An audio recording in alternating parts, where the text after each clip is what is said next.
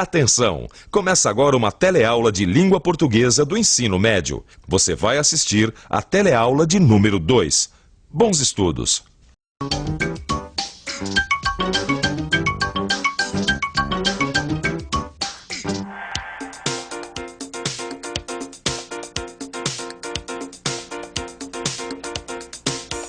Que horas esse relógio está marcando? 12:30 ou 12:30? Vamos ver? 12:30. 12:30. 12:30. 12:00 e meia hora, né? 12:30. E agora, qual é o certo? 12:30 ou 12:30? Se você ficou meio na dúvida, se liga na nossa teleaula de hoje. Você vai descobrir como a gente se engana fácil na hora de usar as palavras meio e meia. Vai ver que para tirar a dúvida, a gente precisa dividir as palavras em classes. Vai conhecer uma dessas classes, o substantivo. E você vai entender também o que é o sentido figurado das palavras e das frases. Para ajudar a gente a entender isso, nós vamos acompanhar a história de uma jovem trabalhadora que está tentando conseguir um emprego melhor. Vamos nessa?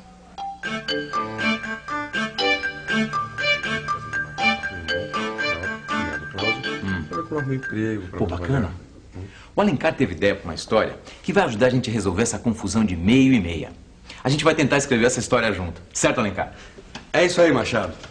A personagem principal da história é uma trabalhadora.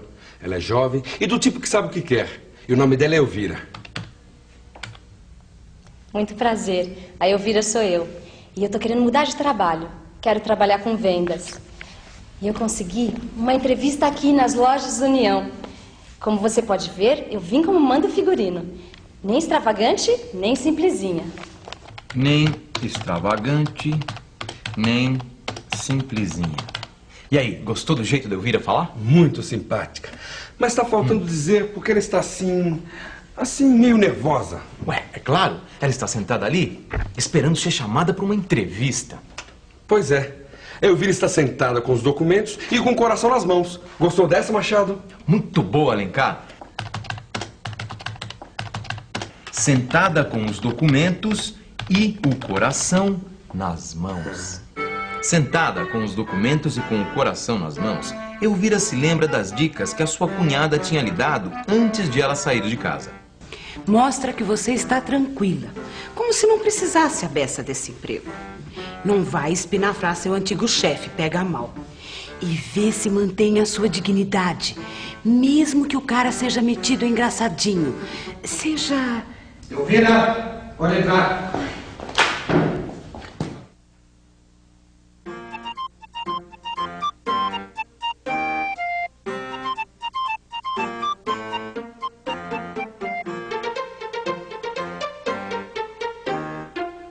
Muito prazer. O meu nome é Almeida e eu sou a pessoa que vai entrevistar a Elvira para saber se ela pode ser uma das nossas vendedoras.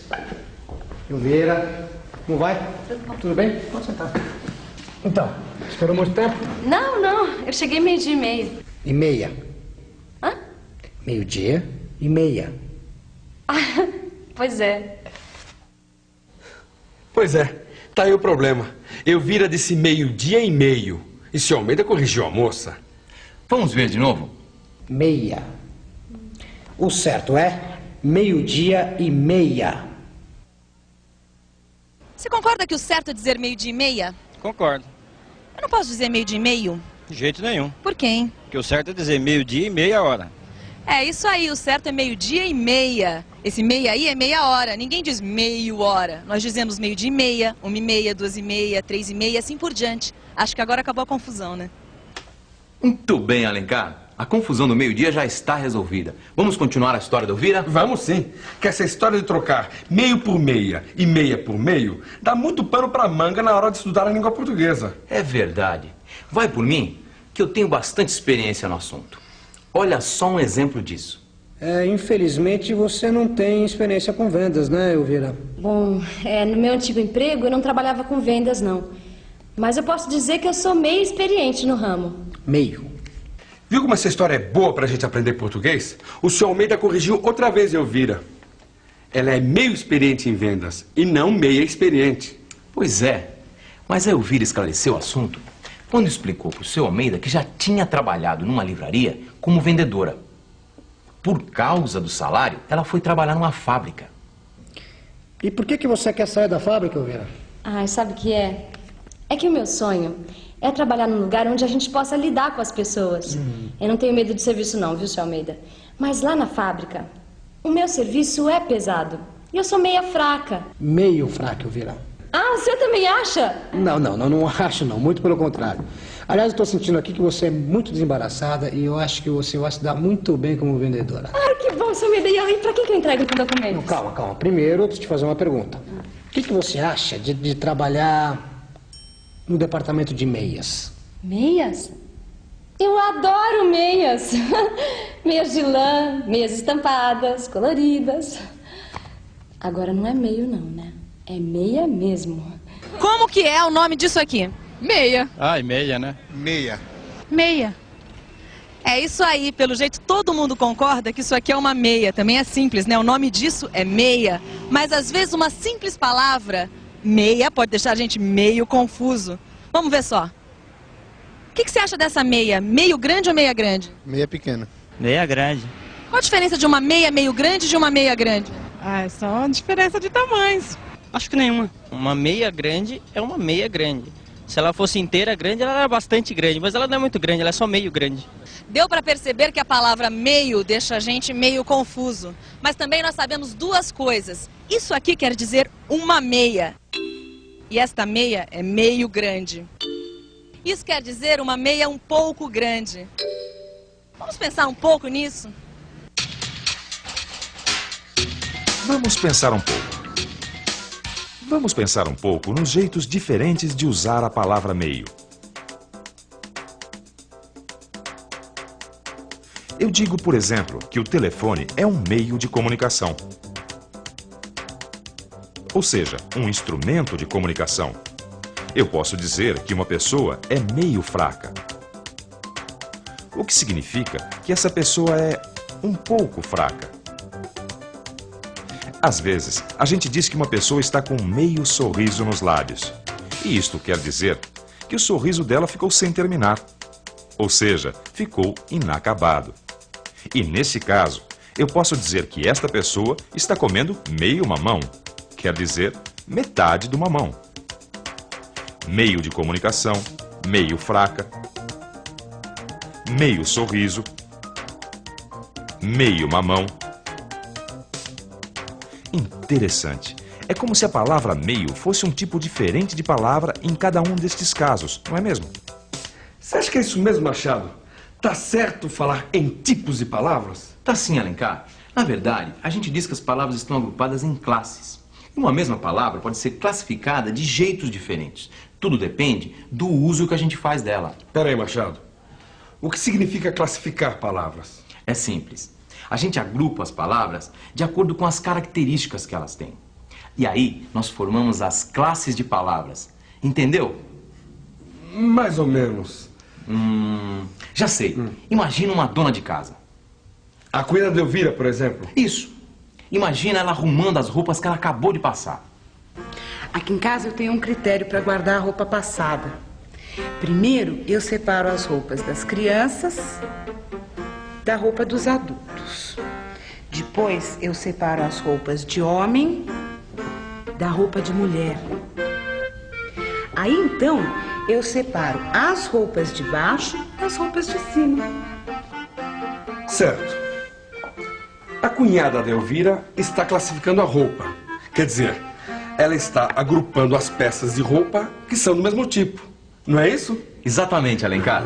E a gente pode fazer uma coisa parecida com as palavras da nossa língua. Certo. Então me diga aí, como a gente chama essas classes de palavras?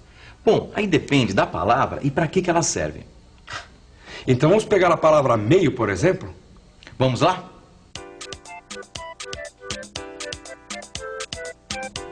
O telefone é um meio de comunicação.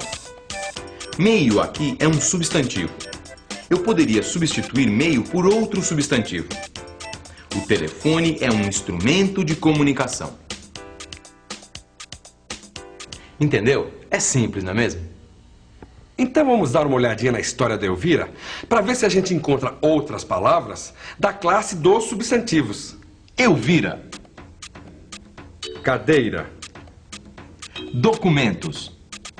Mesa. Almeida. Entrevista. Mas me diz uma coisa, Alencar. Você percebeu por que todas essas palavras são substantivos? Eu acho que sim. Todas essas palavras servem para a gente dar um nome a alguma coisa, não é isso? Exatamente. O substantivo é um tipo de palavra que funciona como um nome. O substantivo serve para dar nome às coisas. É isso aí, com os substantivos nós damos nomes para os objetos, para as coisas que fazemos, para o que sentimos, pensamos, para as situações que vivemos. No meu caso, por exemplo, o nome da minha profissão é repórter. O que estou fazendo aqui é uma reportagem. Quando eu entrevisto pessoas na rua, o nome disso é uma entrevista. Quando eu me sinto feliz, o que eu sinto chama-se felicidade. E por falar em entrevista e felicidade, você reparou como foram importantes os substantivos usados na história de nossa amiga Elvira? Pois é, você viu como ela mostrou firmeza, mesmo quando o seu Almeida corrigiu os erros de português dela? Isso serve para você ver que ninguém precisa ter vergonha de errar, não. O importante é aprender. Então vamos aproveitar a história do Elvira para aprender mais uma coisinha. O Alencar, no começo da história, disse que a Elvira estava com os documentos e o coração nas mãos. Mas o que ele quis dizer com isso não é exatamente o que você está vendo. Claro que não. Isso foi só uma brincadeira, para a gente ver como o significado das palavras depende muito da situação em que elas aparecem. Vira e mexe, a gente usa expressões que têm sentido figurado. Você sabe qual é o sentido figurado de estar com o coração nas mãos?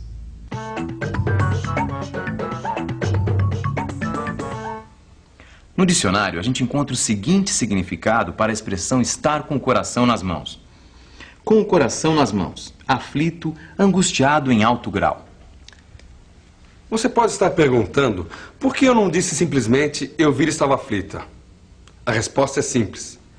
A gente usa o sentido figurado quando a gente quer dar mais força para aquilo que nós estamos dizendo. Veja outro exemplo. Elvira, pode entrar. Lembra dessa cena? Eu quase morri de susto. Quer dizer, levei um baita susto. Quando a gente diz morrer de susto, não significa morrer de verdade. Morrer aí tem o sentido figurado. Bom, deu pra perceber que eu sou meio tímida, meio sem experiência, mas eu aprendo o serviço rápido. Será que eu vou conseguir um emprego na loja? Isso a Elvira só vai ficar sabendo na próxima teleaula. A de hoje já está chegando ao fim. Vamos revisar o que nós aprendemos hoje? E atenção, se liga aí que é hora da revisão. Na teleaula de hoje, a gente viu a primeira parte da história de uma jovem trabalhadora que está tentando conseguir um emprego melhor. Aprendemos porque o certo é dizer meio-dia e meia e não meio-dia e meio. Vimos que na nossa língua existem diferentes classes de palavras e que uma dessas classes é o substantivo. O substantivo serve para dar nome às coisas. Também aprendemos que as palavras e as frases podem ser usadas num sentido figurado, para dar mais força àquilo que nós queremos dizer. Nas próximas aulas, nós vamos aprender outras classes de palavras. E, é claro, continuar acompanhando a história de Elvira. Até lá!